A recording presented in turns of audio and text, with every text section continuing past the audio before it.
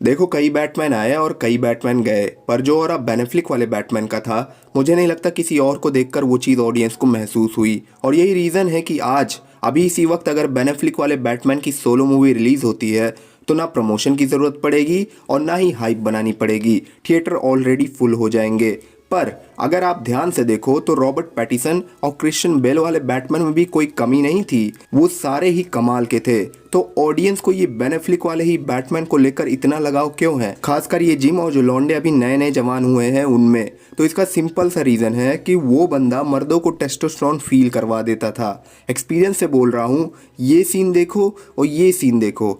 एक God like character को इतनी बुरी तरह तोड़ना ना क्रिश्चियन बेल वाले बैटमैन की बात थी, और रॉबर्ट भाई को तो अभी किनारे ही रखो। एक असल मायने में बेन एफ्लेक वाला बैटमैन सबसे ज्यादा मैच्योर्ड, एक्सपीरियंस्ड और स्किल्ड था। अब इन सारी चीजों का तुम इसी बात से अंदाजा लगा सकते हो कि और सारे बैटमैन के पास अगर अल्फ्रेड ना होता तो शायद ही वो अब तक बैटमैन बने रह पाते। बेन एफ्लेक ने इंसानी सभ्यता को ये महसूस कराया कि क्यों इंसान सभी प्रजातियों में सबसे खतरनाक माने जाते हैं।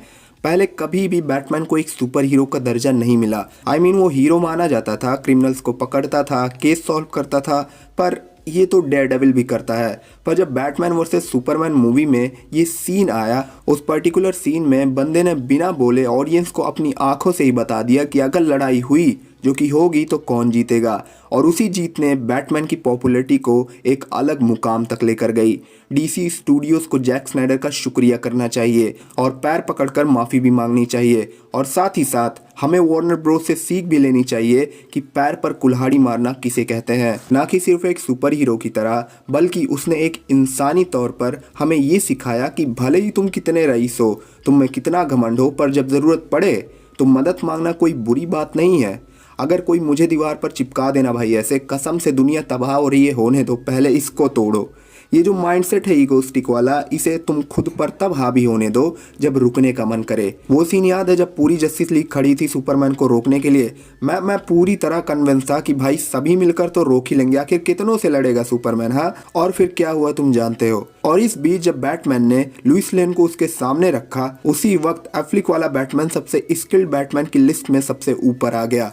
और वो सीन कैसे भूल सकते हो जब सुपरमैन ने कहा था कि दोबारा मुझे बैट का सिग्नल आसमान में ना दिखे। लेकिन जीत देखो बंदे की, लड़ने से पहले पहला काम उसने बैट का सिग्नल ही चमकाया था। एक जल्लाहट, एक बर्नआउट दिखता था बंदे में। और तो और ये इकलौता था जिसकी फाइट सीन इतने ब्रूटल थे कि जैसे मानो फर्क ही नहीं पड़ता कि क्रिमिनल्स बचेंगे या मरेंगे। वो गौतम के लोगों में उम्मीद नहीं बल्कि अपना डर बनाना चाहता था, क्योंकि उसे पता था कि इन 20 सालों में लोग गौतम के हालात देखकर या तो टूट गए हैं या तो बुरे बन चुके हैं। उसका मोटिव सिर्फ एक था कि भाई शांति चाहिए, अब वो कहीं से भी कैसे भी आए फर्क नहीं पड़ता। वो कोई उम्मीद नहीं था, वो चेतावनी की तरह था हर उस इंसान के लिए जो घर के बाहर कुछ बुरा करने की सोच के साथ निकल रहा था। अब यहाँ सवाल उठता है कि अगर शांति ही चाहिए थी तो सुपरमैन को मारने की क्या जरूरत थी। इसी सवाल के जवाब से तुम्हें पता चलेगा कि जैक स्नाइडर का विजन बैटमैन को लेकर कितना कमाल का था। याद है वो सीन जब ब्रूस ने अल्फ्रेड से कहा था कि इन 20 सालों में तुमने कितनों को सुधरते देखा। उस पर्टिकुलर पैरा में ये मैसेज दिया गया था कि पावर सबको करप्ट कर देती है। ये डिसीजन बैटमैन का सुपरमैन को लेकर बिल्कुल गलत था, माना, पर एक इंसान की नज़र से देखो ना भाई, तुम्हें लगता है कि अगर कोई तुमसे बदतमीजी करे और तुम चुप रहोगे अगर तुम्हारे पास सुपर पावर्स होती? नहीं, बिल्कुल भी नहीं। और यही माइंडसेट उस वक्त ब्रूस का भी था। वो जानता था कि हर इंसान गिरता है और अगर सुपरमैन करप्ट हुआ तो ऐसा कोई नहीं होगा जो उसे रोक सके। डीसी के हर कैरेक्टर्स को अलग अलग डायरेक्टर्स लार्जर देन लाइफ दिखाना चाहते हैं, पर बेन एफ्लेक का बैटमैन एक इंसान था और ये चीज़ फील होती थी। वो गलतियां करता था, उस गलतियों का उसे अफसोस रहता था और इन्हीं अफसोस के चलते वो और ज़्यादा रियलिस्टिक लगता था। उसके चेहरे में वो थकान थी जो आदमी तब फील करता है जब जिंदगी 2-3 महीने नहीं बल्कि पूरे 20-25 साल लगातार मारती रहती है। और आखिरी में बात इतनी सी है कि बेन एफ्लेक का बैटमैन लोगों को इसलिए नहीं पसंद है क्योंकि उसने सुपरमैन को हराया है, बल्कि इसलिए है क्योंकि वो एक फिजिकल फॉर्म है हमारे अंदर के उस हिस्से का जो पूरी तरह थक चुका है, 1000 बार गिर चुका है और पूरी तरह अकेला है। लेकिन इसके बावजूद भी वो रुक नहीं रहा। वो लड़ रहा है, गिर रहा है, उठ रहा है और फिर लड़ रहा है।